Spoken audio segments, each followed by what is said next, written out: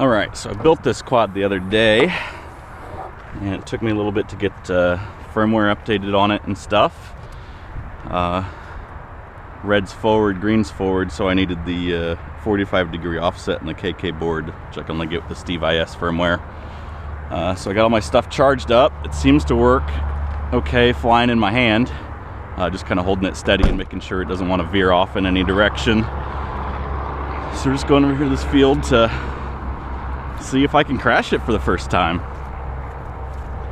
Alright, let's see here. This is the X525 600mm board. I have Turnigy multi-star 980 kV motors, 5000 milliamp hour 3S battery, 10-inch by 4.5-inch pitch Gemfan props, and the Turnigy 9X 9-channel transmitter, 8-channel receiver, the KK 2.15, like I said. So let's arm this, see what happens. PID values aren't very good, drifting quite a bit on me.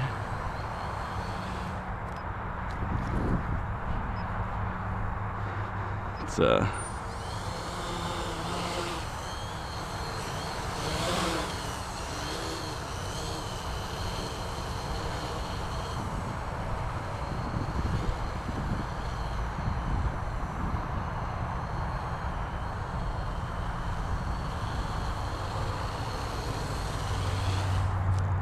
if I can trim some of that out. I got some, well, that would explain why there's some, there we go, some yaw trim. Kind of concerned about those landing legs sticking in the grass like that when it lifts off.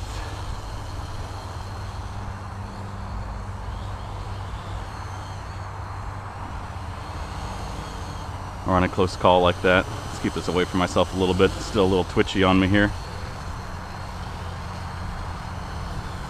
It's actually kind of windy here. I don't know if you can see any leaves blowing around.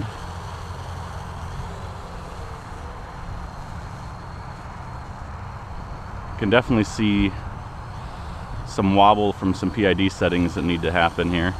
Flying with auto level on, by the way. I don't have any experience flying anything with auto level off. I figured I'd save that for a massive RC board, something running clean flight that I can run in horizon mode. Alright, fighting the wind here a little bit. It's actually trying to fly into the wind on me, which is kind of odd. So definitely some trims to be done with that.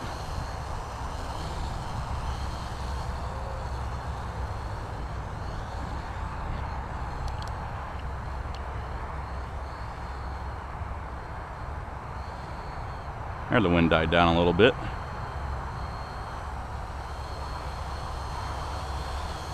This thing is really smooth.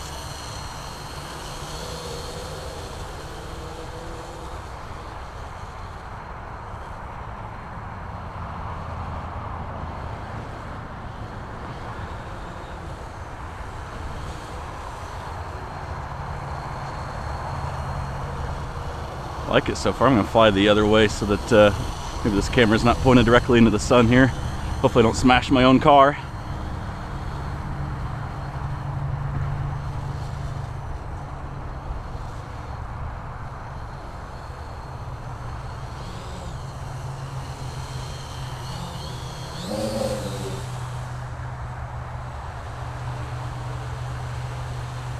Well, I didn't smash it. That's good. Definitely got some tuning left to do. The rest of the PIDs are pretty much stock on this thing. All the PID values and all that other goodness. It's hard to tell how much of that drift is wind and how much of that is trim. The landing legs are a little bit uneven on this quad. Sitting on my hardwood floor at home, it kind of sits on two legs and balances, so I don't know if the accelerometer, if I need to find a much more level surface or kind of adjust the landing legs so that the flight controller is level.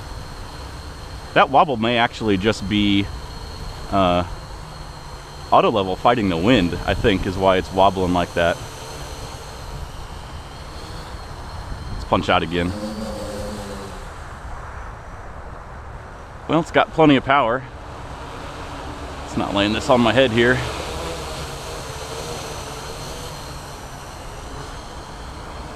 And I forgot to start a timer on this battery, so I'm gonna land this real quick and check out what the timer is on my GoPro video here. See if I need to switch to my second battery or not. 5 minutes 42 seconds on the video. That's all? No. All right, we got a couple more minutes of flight time here. I'll start a let's disarm this real quick. Start a timer on my remote here. I don't know if you can see this. The LCD is a little hard to see even by naked eye, so I imagine on the GoPro here it's even tougher. All right, so let's enable the timer. Let's go and just set that for another 4 minutes and 59 seconds. All right, so that's set. It says 4:59, and this toggle right here starts it. So, all right, we're counting down. Let's arm it and fly again. Pretty good for a first flight on a first build. I've flown Hubsan X4, the H107L, the H107C, which is a standard def camera, not the HD and not the FPV. Cyma X1, which I've actually flown on this Turnigy X9. It's a little bit better on the nicer radio, but still very kludgy. Doesn't handle very well. I've flown the Cyma X5C, the UDI U818, I don't know, a couple other little quads. Nothing this size, certainly nothing home built. Never flown anything with a transmitter like this, the 9-channel, and having all the switches and stuff. So I got some of it set up to enable dual rates that I figured it might be a little touchy. I might need to flip some of these switches here on the top to knock the rates down for me to make it easier to handle as a beginner. First time I got it in the air and it was twitchy as all get out, but honestly, the stock limits that came on the Steveis 1.91 firmware, they're very, very doable. I don't have like dual rate or expo, or sorry, I don't have expo turned on. But yeah, like I said, I can flip the switches and put it in the more stable mode there. All right, I got a couple minutes left here. Let's see what I can do to destroy this on a first flight. How about that? I think I got a bad bearing in one of the motors. It sounds kind of funny.